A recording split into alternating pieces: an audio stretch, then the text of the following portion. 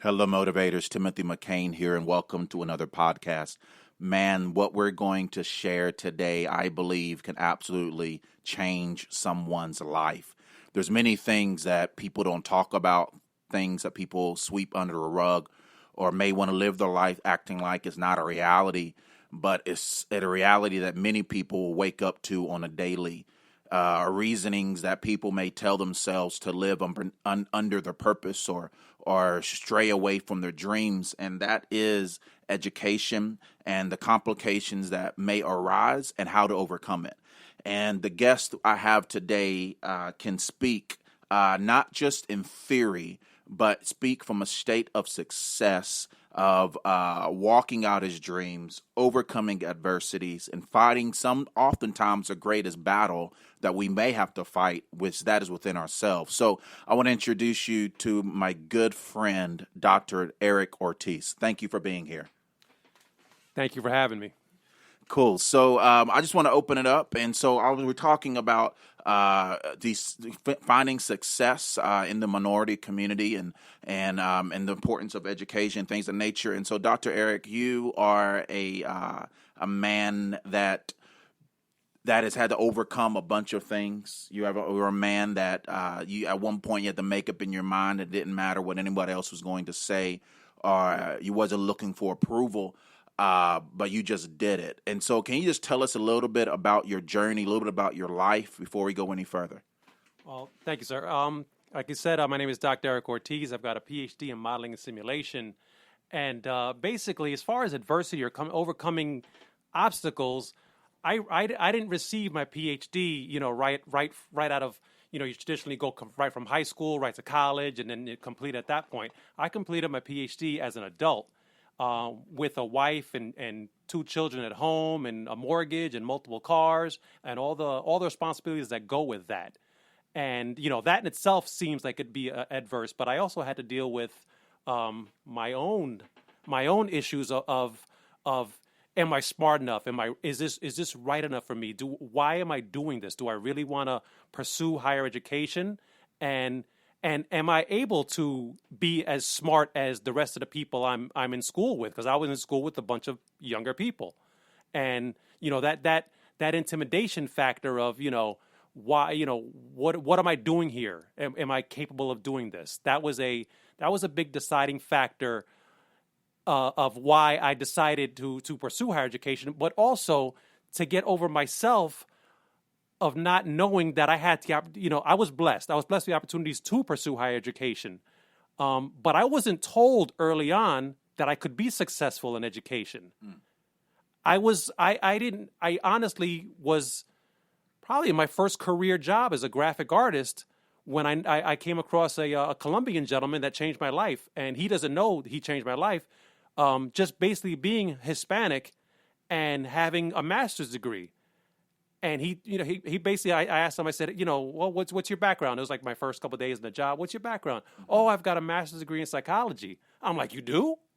He's like, yeah. And I didn't know we, meaning Hispanics or minorities, could do that. I had an associate's degree, and I thought that was good enough. And, nobody ever really told me, hey, you can do more. It was just, I was just raised to accept, okay, I'm going to go to college or some college, but that's about as much as I'm going to get. And this dude really changed my world by telling me in a sentence, yeah, I have a master's degree. Wow. So here's my question for you. With pursuing the education, they don't just pass PhDs around. That's not something you can find in a Cracker Jack box or something you can find and pick up at a shelf or at Walmart. You earn that, right? Absolutely. All day, every day. So what's the process of earning a PhD? So you obviously you went to college. Can you break that down a little bit for people who may be curious? So the first process is, you get your undergrad, your four-year degree, which is typically a bachelor's degree.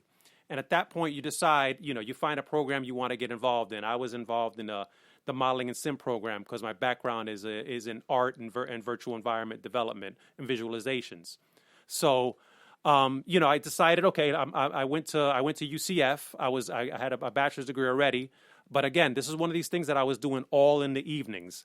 I got an associate's degree like everybody else does, kind of right out of high school. But I went back to school to get my bachelor's degrees and my master's degree and finally my PhD. So this is one of those things where it didn't just happen organically. I had to make the conscious effort to say, I'm going back to school and I'm gonna help myself. And the true motivating factor for that was my kids, because I said, if I'm going to expect them to, reach out and grab whatever opportunities are out there in this world, well, I got to do the same. If I'm going to be a good example to them, they've got to see exactly what I'm going for, and I can't give up. So, I said, what's the best thing I can do? I got the PhD, I got a doctorate. I can't get any higher in my education. So now my kids got to beat that. Come on, set the bar high. I love it. And so I'm going to shift some gears here because I know for me growing up, pursuing and achieving or even dreaming to have a higher education was a far off thought for me. I thought that the only thing I could do with my life was work in a factory or work in an assembly line or things of that nature.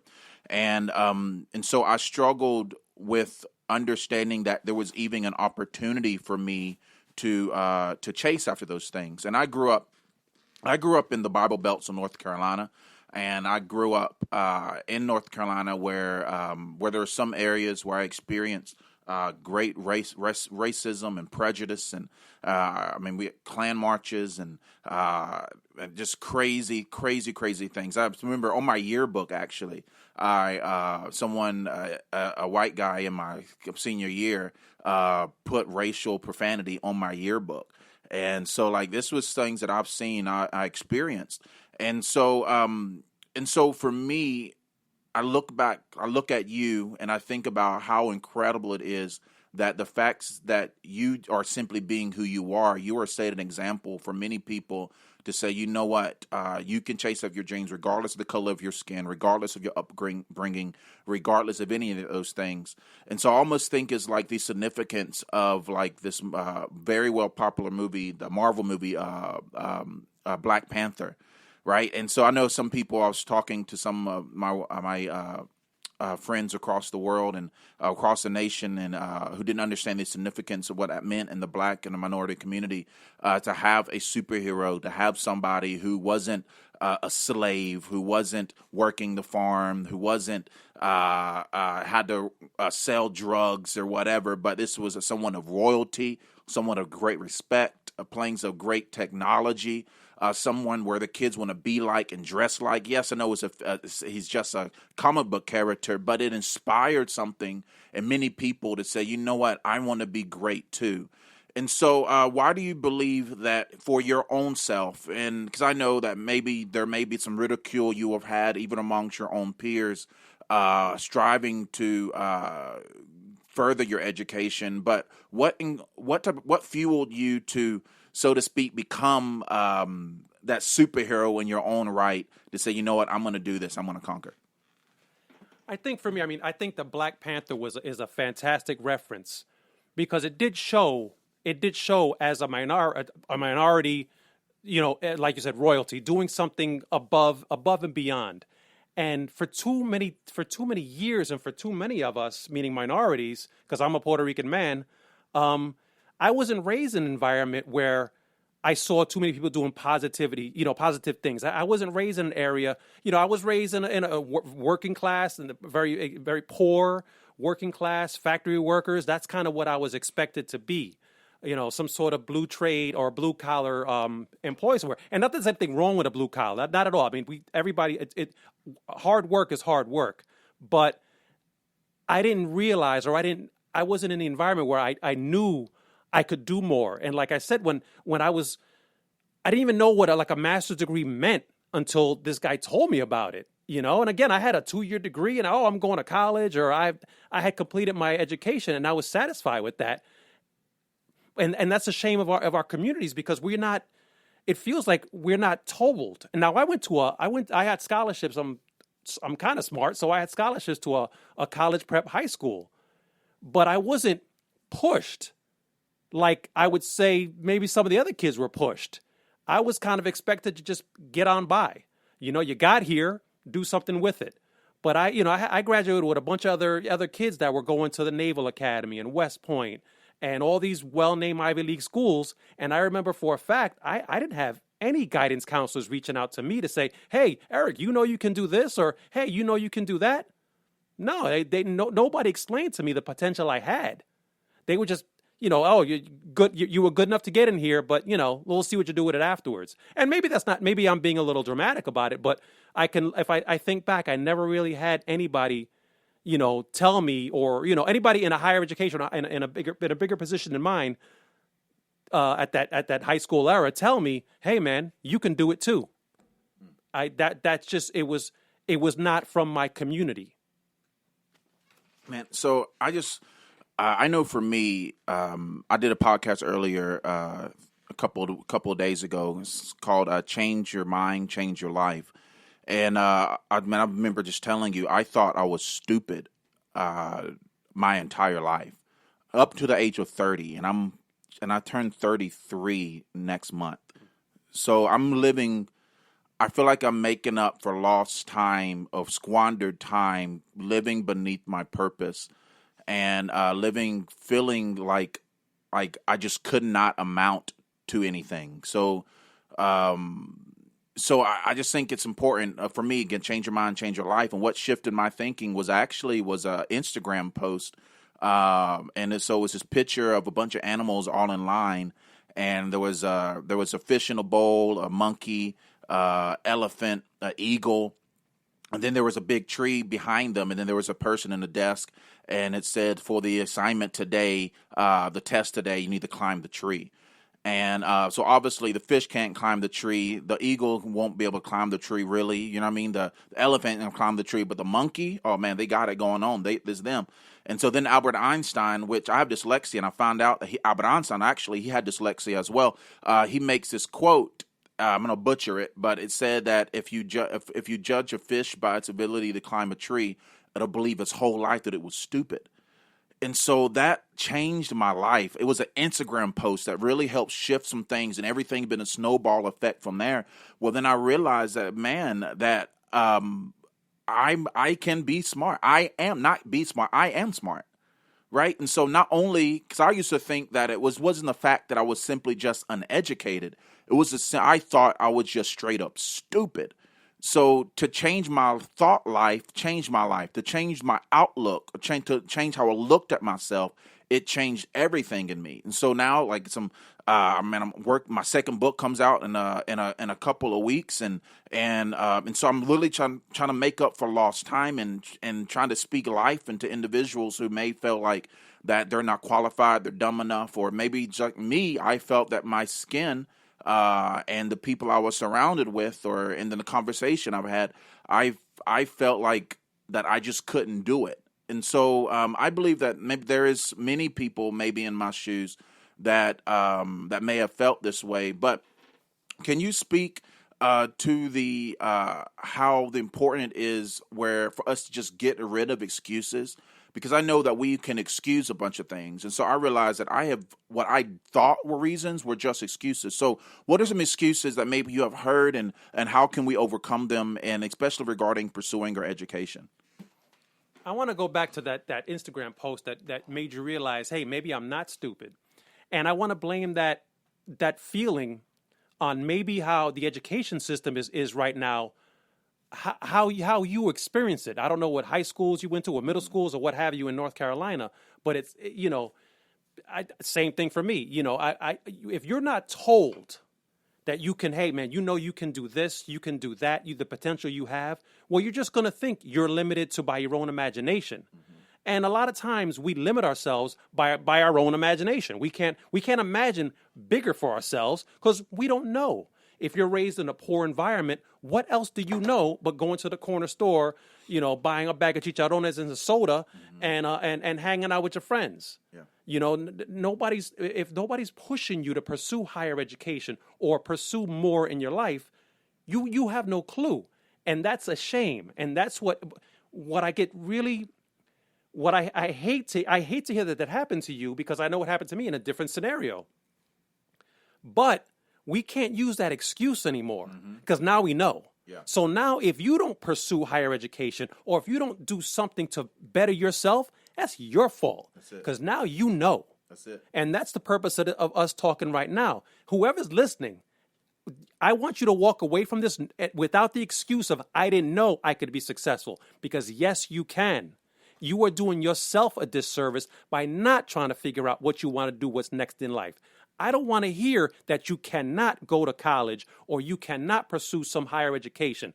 That could be a trade school, some sort of technical school. It doesn't have to be an Ivy League school, but get yourself in some school. There's always the opportunities. Then you hear the stuff of, I don't have the money for it.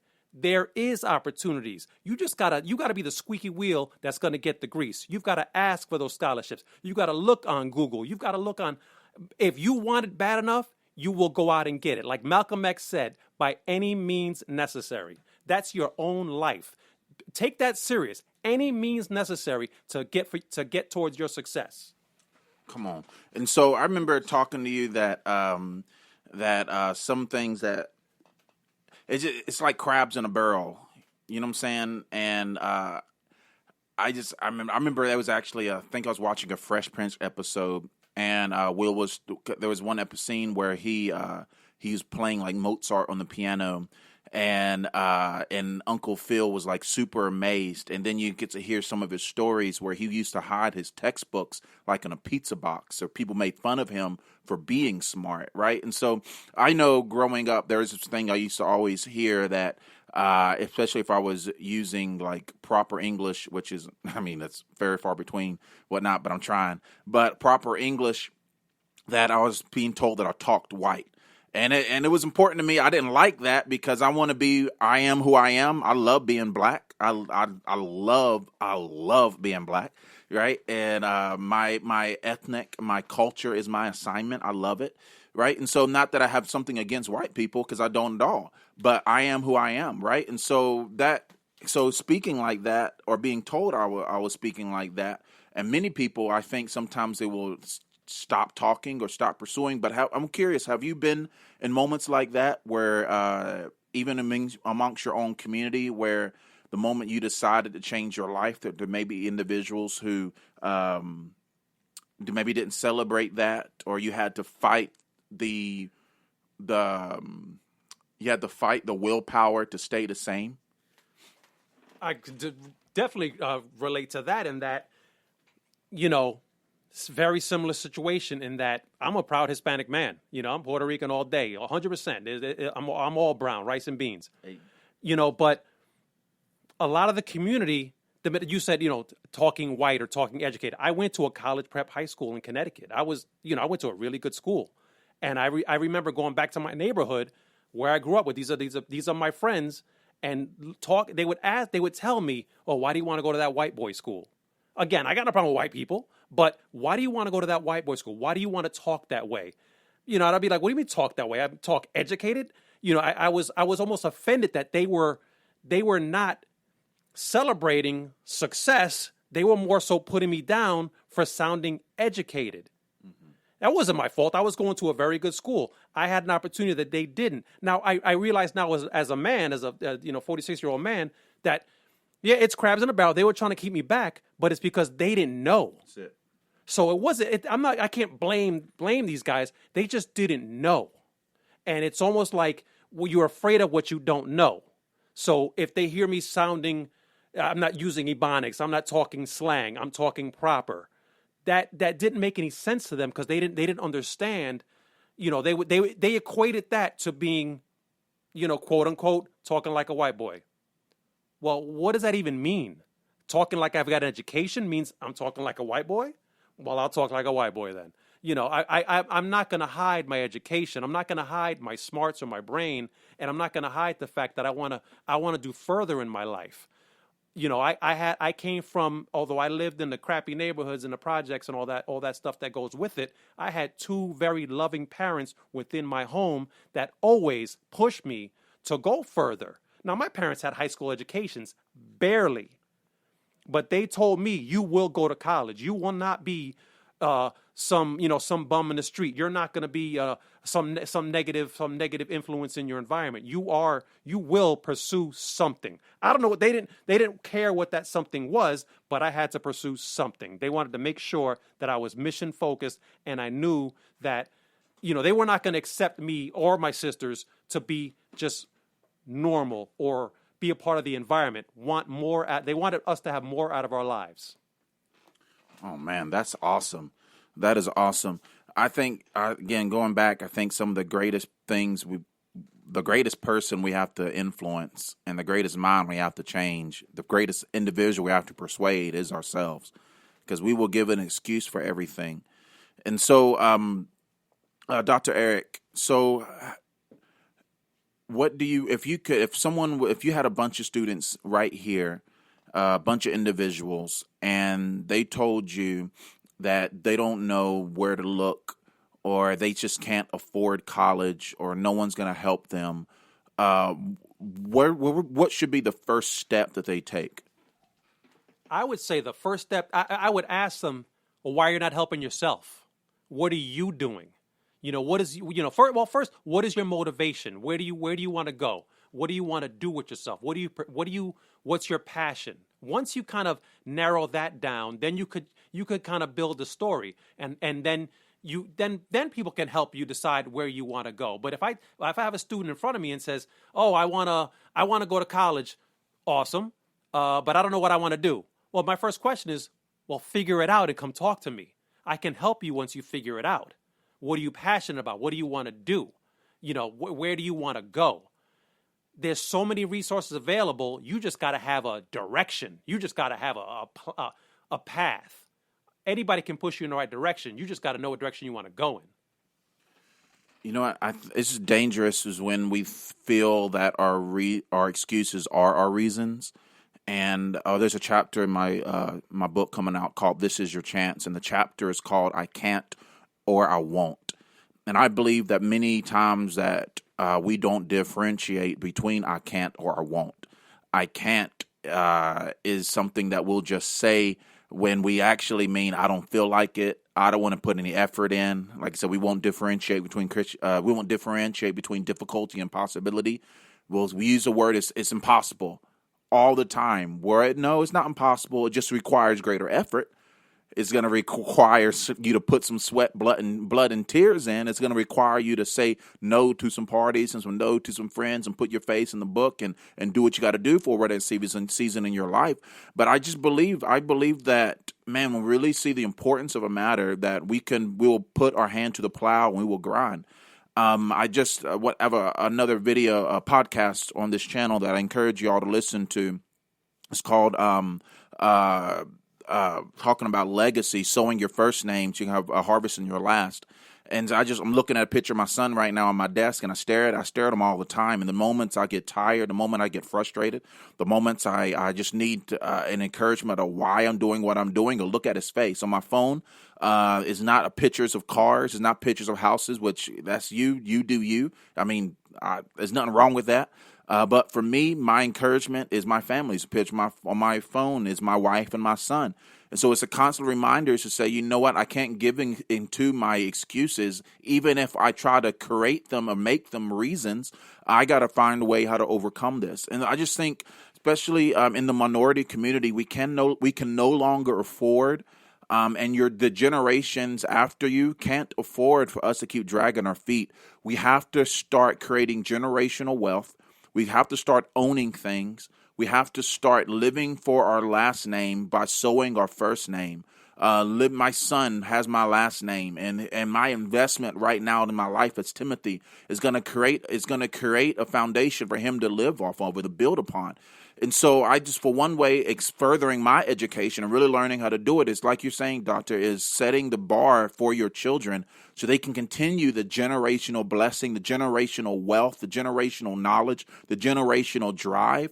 And I believe that's how we birth presidents. That's how we birth leaders. That's how we birth ambassadors. That's how we can shift the community from being with people where we lead this, where we're in the service industry solely, but no, we're in the conference tables. We're the CEOs. We're the ones who have stocks and things of that nature. You know what I'm saying? And so I just believe just knowing that we can be successful is vitally important to us to get to conclusion with. And I just, as minorities, man, we just grasping this truth is important.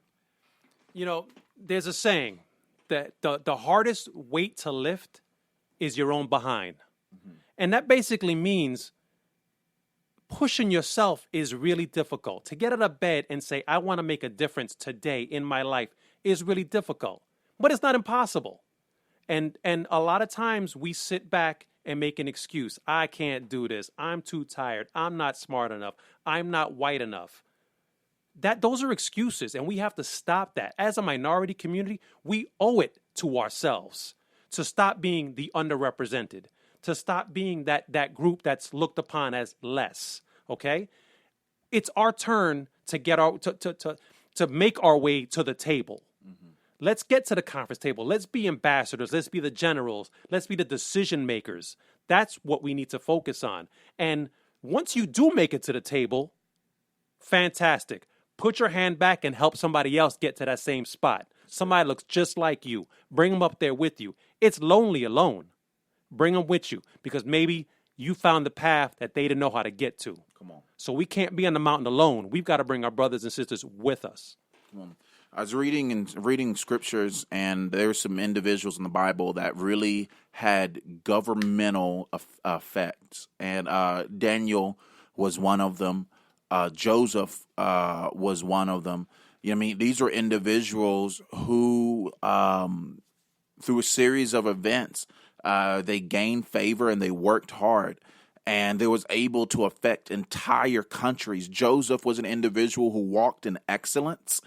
And his standard of excellence positioned him to be like the vice president of Pharaoh, where he was able to, being completely out of a culture, out of his own culture, rather, expect that he was able to have lasting effect on many people, literally saved countries. And so, and I just think just how important it is just to be the best version of you possible. And I know there's a lot of things on Instagram and on YouTube, whatever, talking about the you don't need to get education, you don't need this. And again, we want to be very clear. I believe college is important for me mentally and everything. College is important, but having a task, having a trade, being an entrepreneur, being a business owner, whatever it may be that you can create, you can lead, you can create finances, you can create generational wealth, whatever it may be, start it. You can. Getting rid of all the excuses. You can be successful, and there is nothing or no one holding you back. Yes, your journey will be different. Your obstacles will be different. Yeah, you may have to walk through more mess than other individuals. Yeah, you may have to deal with some things that other people may have to deal with, but you can have the same destination.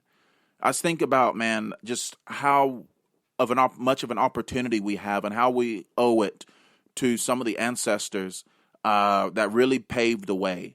I was thinking about earlier today, I was thinking about I just found out my mom did this DNA test, and obviously it's like I'm black, right? And so I've always wondered what place in Africa was my ancestors from, and come to find out that they tracked it all the way down that from a slave ship from Nigeria.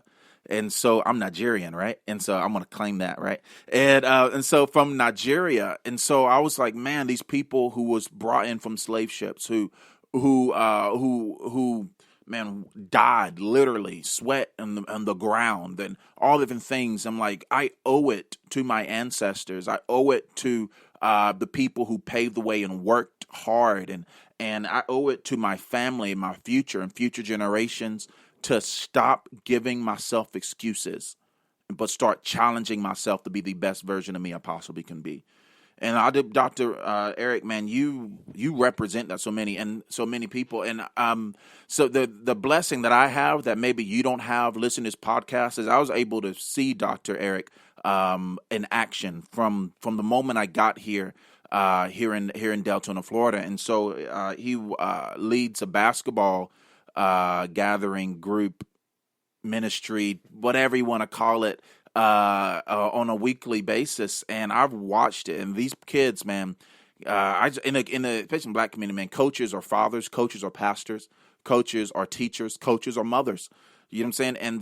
And the place of ear and opportunity that individual that willing to put an investment in someone with the ball in their hand is absolutely incredible. And I've watched as individuals who may not have had an example such as you, or may have someone pushing such as you, I watched as their whole demeanors has changed, and many of them now are off to college. Can you speak to the importance of investing in the younger generation, like you have, or can you, if there's anybody like, man, what can I do to make a difference?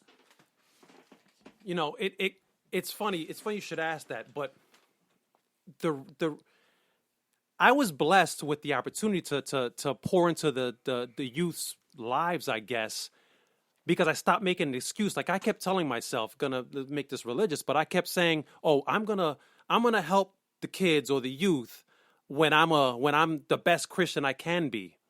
And I just decided I'll never become the best Christian I can be. I got to get involved somehow.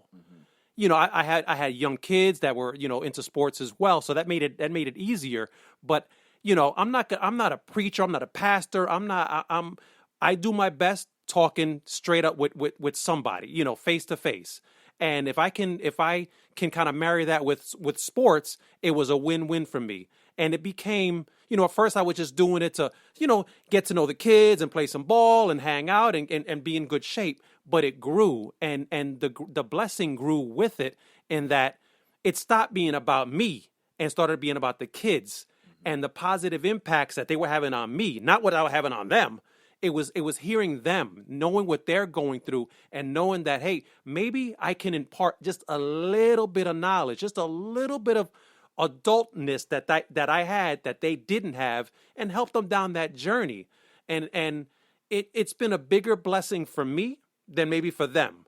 You know, these kids have impacted my life, and I've been doing it for easily 15 years now, and I still run into kids in Winn-Dixie, Walmart, Publix that I, you know, coach to talk to, and they'll still come up to me, and the first question I ask is, hey, Moti, what are you doing with yourself? And they always want to say, hey, coach, I'm doing this or I'm doing that, because they know somebody's out there caring. And that's what we've got to do. We've got to make sure that the youth or kids or other people know you care. You give a damn about them, not about you, about them. What are they dealing with?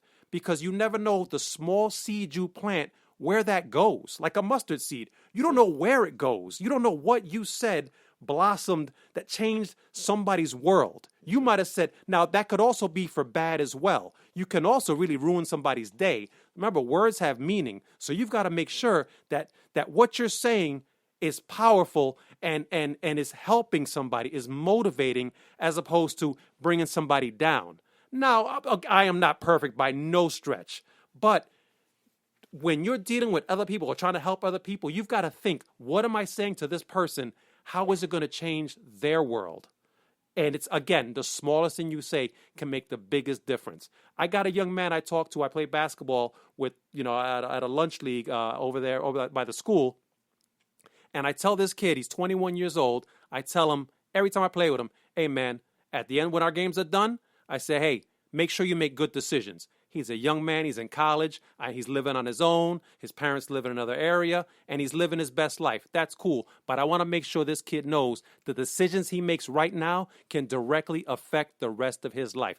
I don't know this kid's background, but I know I play ball with him 3 times a week, and I want to make sure he has something. There's something in his world that's going to go towards something good.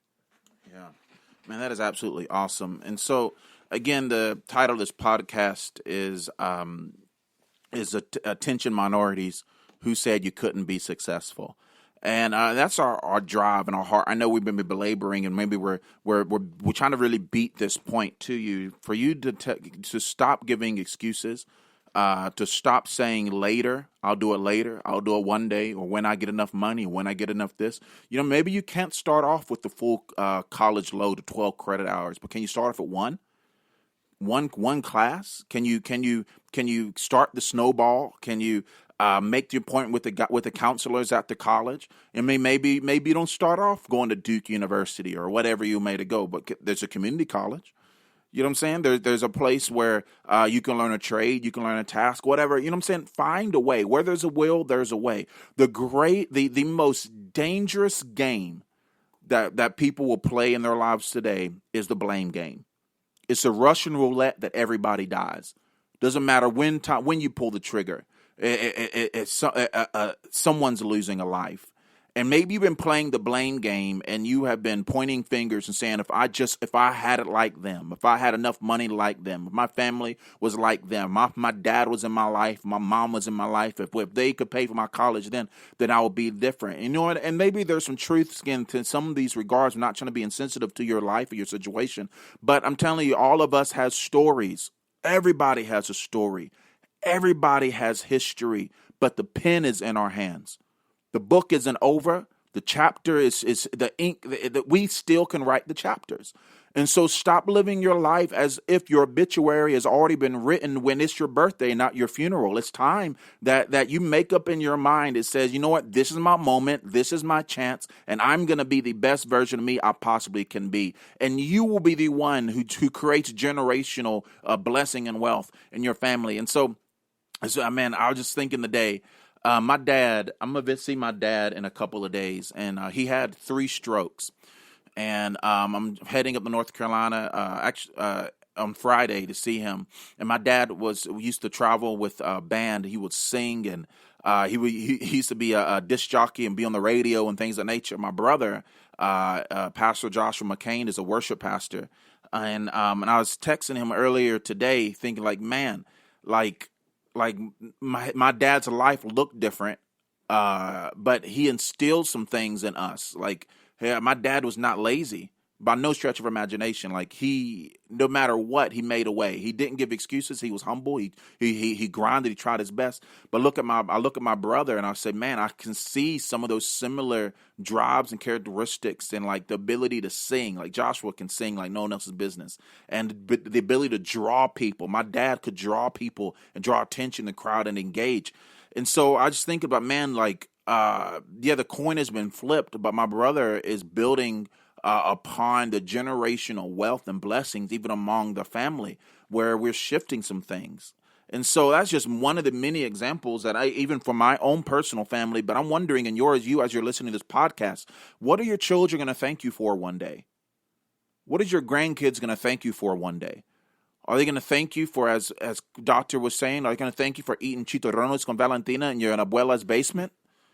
You know what I'm saying? Are they going to thank you for investing all the money on Jays, but you didn't want to buy any stocks, or you didn't want to invest? Are they going to thank you for, man, that was a cool Instagram picture that you posted, or are you going to spend this time in the books? You know what I mean? Don't tell me you don't like reading, but because you'll read a Facebook status, but have you read a chapter? You know what I'm saying? What are they going to thank you for? Are they going to thank you for your investment, not your excuses? You owe it. You owe it to your future to sow your present. You owe it to your future to strive. You owe it to your future to give your best. You owe it. The Bible says, whatever you do as if you're doing it for the Lord. Laziness is a disease that no one should catch. Laziness is a disease that you should be so scared to have. But it has a cure, and that is changing your mind. Right? And so, Doctor, as we bring this thing to a close, is there any lasting remarks or that you would like to give here in this podcast? I think, going to listen to what you were saying about you owe it to your future. You owe it to your future self.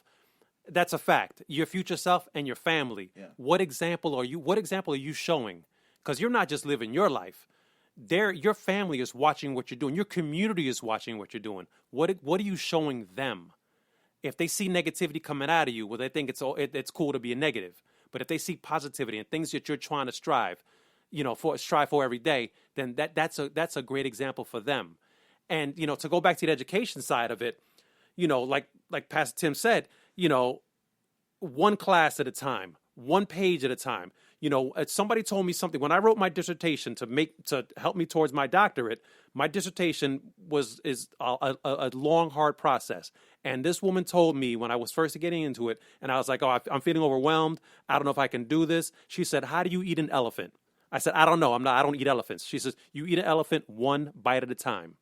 That's how you're going to write this dissertation. One word at a time, one sentence at a time, one page at a time. That's how you got to look towards your future. How are you going to get there? One step at a time. But take that step every day. Come on. It begins with a single step. And the greatest, the most difficult step to take is right there in your mind. And so, like I said, I have dyslexia, I had a speech impediment, I had a stutter, a slur, grew up in crazy poverty. Man, I just felt like I had every single thing within me to tell me not to try, to quit, to give up hope. But the greatest step, the hardest step to take was with myself. And so, motivators, I encourage you to get rid of excuses, to overcome fear. You know, courage is not the absence of fear. It's choosing to move in spite of it. Maybe you're waiting for all your ducks to be in the row. Maybe you're waiting for things to be perfect. Maybe you're waiting for your money to stop acting funny. Maybe you're waiting for people to believe in you. Maybe you're waiting for a pat in the back. Maybe you're waiting for a thumbs up. Stop waiting. The wait's over. The wait is over. Make up in your mind to strive. You can be successful. You are called to do great things. You are a leader of leaders. You are a motivator. You are a mentor. You are an inventor. You are an entrepreneur. You are that CEO. You are the lender and not the borrower. You are great. So be great. So like we were saying earlier, I believe that your efforts will not be in vain. You are a gardener and you're sowing seeds. Sow your time, sow your investment, sow your effort, sow your attention. Sow your finances into that education. Again, whether you're going to a college or a university or not. Well, listen, there's nothing wrong with learning a trade and starting a business. Nothing wrong with being an electrician or being a plumber or going to trade school or whatever it may be. But be something, do something. Ask yourself. Listen, this is the reality. This is the reality, and it's kind of hard to swallow. But maybe you're working right now and you're in a job. You'd realize that if you die right now, there'll be an ad in the newspaper to fill your position tomorrow. You gave your entire last name to help fulfill you gave your entire first name to help fulfill someone's last name, of knowing that the thing's going to continue without you anyway. But what about your family? What about your legacy? What about your investment? What about what you're going to leave behind? What lasting change you're going to make? This is, I believe, how we need to think. We need to start thinking generationally. We need to start thinking about legacy. That's how we're going to make a difference. And that is, I believe, is how we're going to change the tide that's going on in this nation. I believe that's how we're going to make some moves where my son, I'm black, my wife is Mexican. I want my son to grow up in a society where he's not tolerated but celebrated. But motivators, it's going to happen when we start striving to be successful. But that's first and foremost, you got to realize that we can. Dr. Eric, I am so thankful that you came and decided to do this podcast today. Again, you are an inspiration to me and an inspiration to many people. I absolutely love and adore your family. And I'm just believing that this podcast is going to be very encouraging to many people. Likewise, I wholeheartedly thank you for this opportunity to come and share a little bit about, my story and my path. And again, to reiterate what Pastor Tim said, double tap on the fact that you owe it to yourself, for your generation, for your future, for your children, to just take the first step, whether that's education, that's a trade school, that's starting a business. Take a first step towards your successful self, and you'll see just how happy and fulfilled you can be. It ain't going to be easy, but, nothing worth having ever is. Straight up. Motivators, make sure you follow, you subscribe. My heart for this podcast, and as well as our YouTube channel, TMMotivations, is to be an oasis of hope in a desert of hopelessness. We talk about life. We talk about family. We talk about relationships. We talk about things going to help you to be successful. So I will see y'all next time. Peace.